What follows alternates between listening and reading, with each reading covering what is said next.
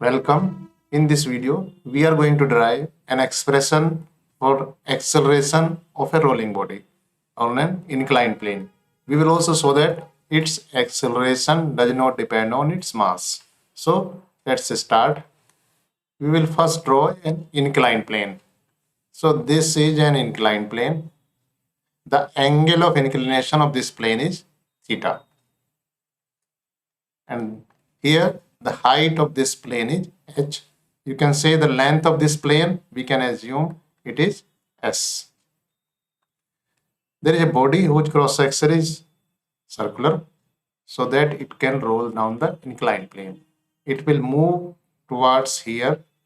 We will have to find the acceleration of this body. That the mass of this body is m. Mass of this body is m. The radius of cross section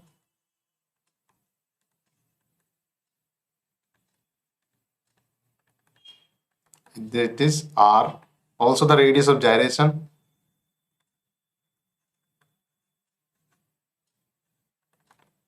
is k. With the radius of gyration we can calculate the moment of inertia. The I can be written as mk square. So this body can be a ring, can be a disc, a cylinder, a hollow cylinder, a spherical shell, a sphere, anything having circular cross section so that it can roll, else it will slip down. So it will move from here to here. As we have written here, the inclined plane having angle of inclination equal to theta, height equal to h, and the length of the plane, that is s. So here this height is h, length of plane is h. It will roll down from the highest point to the lowest point. To derive the expression for acceleration, we will make use of conservation of mechanical energy. So conservation of mechanical energy. That is kinetic energy plus potential energy at highest point. We will name this highest point as A. It will move from A to B. That means the kinetic energy plus potential energy at point A. It will be equal to kinetic energy plus potential energy at point B. So at point A, this body is at rest, that means the kinetic energy will be 0. If we take this reference line and we make the potential energy 0 here, the potential energy here will be mgh because it is at height h above the reference line. So the kinetic energy plus potential energy will be 0 plus mgh here at the point B, which is the lowest point, and we have taken the reference line here. That means the potential energy here will be 0. What is the kinetic energy? The kinetic energy will have two parts. The kinetic energy of translation plus kinetic energy of rotation. So kinetic energy here will be kinetic energy. Kinetic energy will be equal to kinetic energy of translation plus kinetic energy of rotation. Kinetic energy of translation will be equal to how much? It will be half mv square, and the kinetic energy of rotation will be equal to half I omega square. So we will write this energy expression: half mv square, the kinetic energy of translation, plus kinetic energy rotation will be half I omega square, and the potential energy will be 0.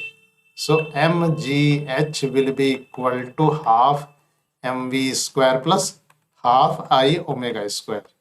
Now this v and omega are connected. What is v? V is the linear velocity.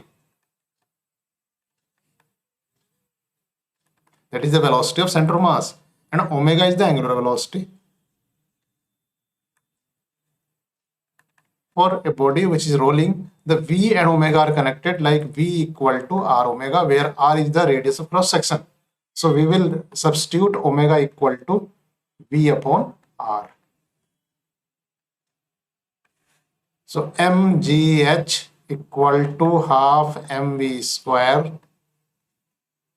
plus half I. I the moment of inertia. I is the moment of inertia. I is m into k square, where k is the radius of gyration.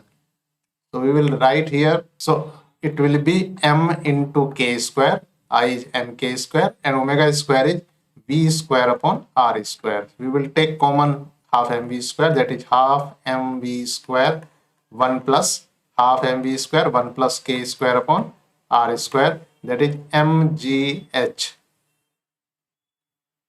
So this m cancels out and v square equal to 2gh upon 1 plus k square upon r square. So it is the expression for speed of particle, v square equal to 2gh. Here, when it is rolling along the plane, the acceleration is constant throughout the path. That means we can apply the equation of motion, that is v square equal to u square plus 2as. So equation of motion, v square equal to u square plus 2as. U is 0 because the initially it is at rest. That means v square will be equal to 2as. S is the length of the path. So it will be 2as equal to 2gh upon 1 plus k square upon r square. That means A will be equal to g h upon s 1 plus k square upon r square. What is h upon s? So h upon s can be written with it. So here sine theta equal to h upon s. We can substitute this relation here. So it is g sine theta. So it is g sine theta 1 plus k square upon r square A. That is the acceleration of a body rolling down an inclined plane. It is g sine theta upon 1 plus k square upon r square. If it is not rolling, it is slipping, the acceleration of body sliding down the inclined plane is g sine theta. That means this denominator is due to the rolling, that means due to rotation.